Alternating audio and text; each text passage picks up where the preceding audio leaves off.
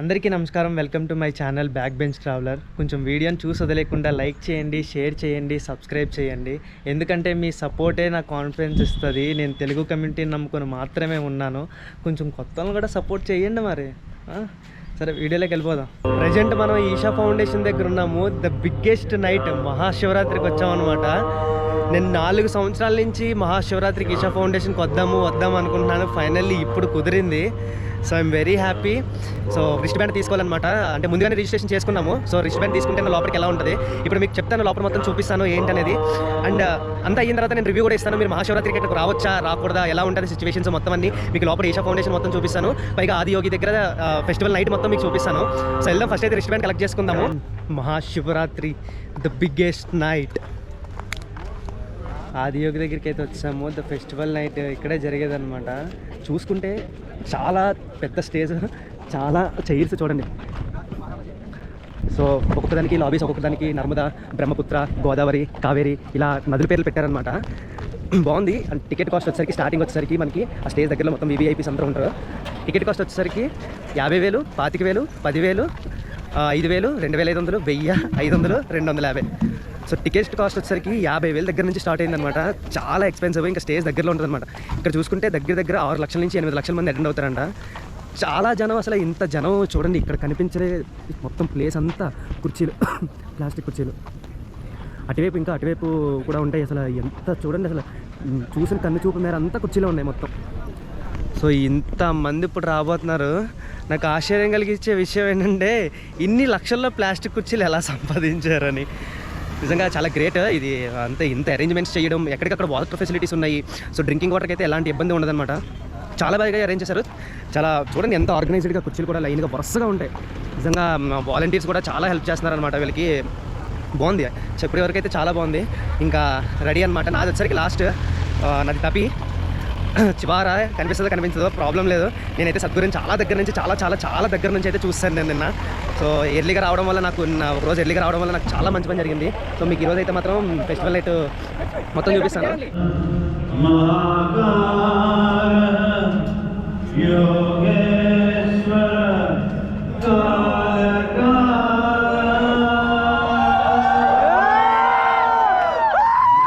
Sadhguru bless మీ.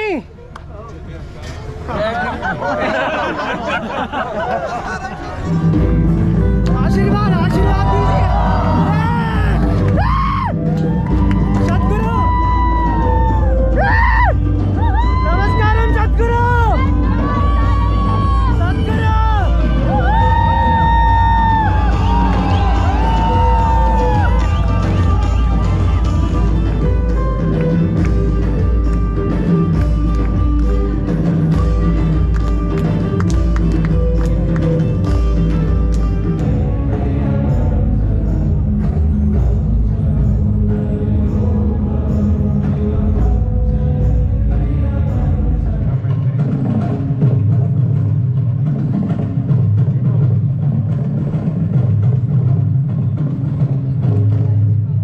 ఒక వ్యక్తిని పరిచయం చేస్తాను.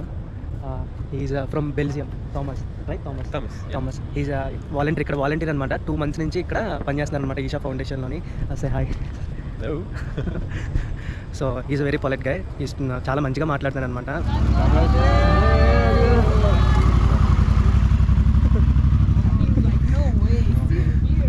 ముసలోడే కానీ మహానుభావుడు. స్టైల్గా ఎక్కడా తక్కువ అన్నప్పుడు. ఇదే మనకి ఈషా ఫౌండేషన్ టెంపుల్ ఎంట్రన్స్. మనకి ఇంకా శివరాత్రి సెలబ్రేషన్కి టైం ఉంది కాబట్టి లోపలికి వెళ్ళి ధ్యానలింగాన్ని దర్శనం చేసుకొని వచ్చేద్దాం.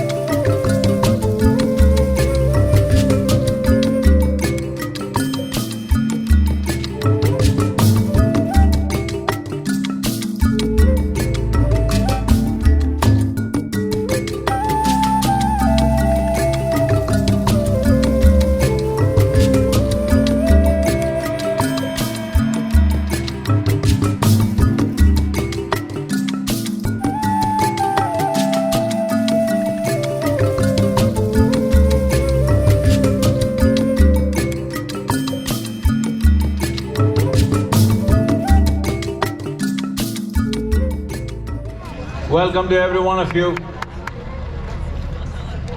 Well, this is the 30th Mahashivratri in Isha. Well, 30 years ago, in 1994, the Shivaratri night we were little over 70 people, and there was only one lady. I don't even know her name. She was over 75 years of age. They just called her Chennai Party. She knew only 2 songs. And she sang the same 2 songs throughout the night. But we were so crazy, blown away by Shiva. We danced, we meditated, we celebrated the entire night with just 2 songs. This night, which is Shiva's night, the greatest night.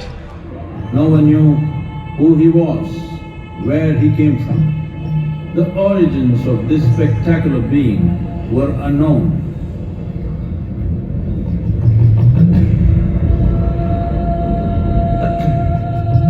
When his ecstasy allowed him some movement, he danced wildly.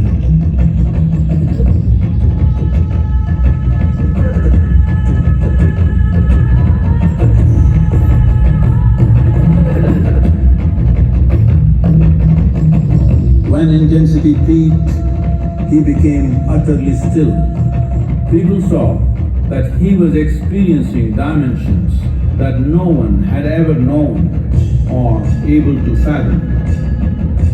His ecstasy and intensity allowed him to transcend his physical form. Witnessing an individual human in union with the cosmos, they call him a yogi, as he was the first one, the Adiyogi.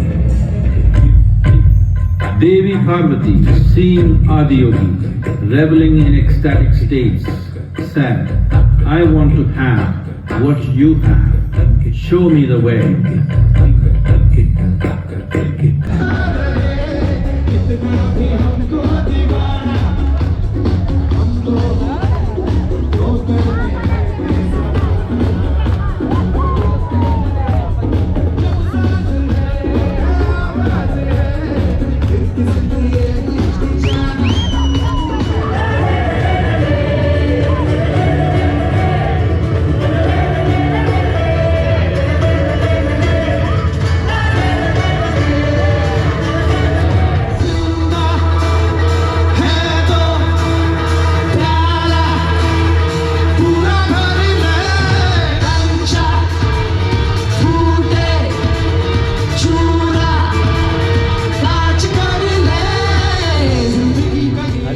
The greatest night Mahashivratri in Isha Foundation అయిపోయింది. అందరూ వెళ్ళిపోతున్నారు.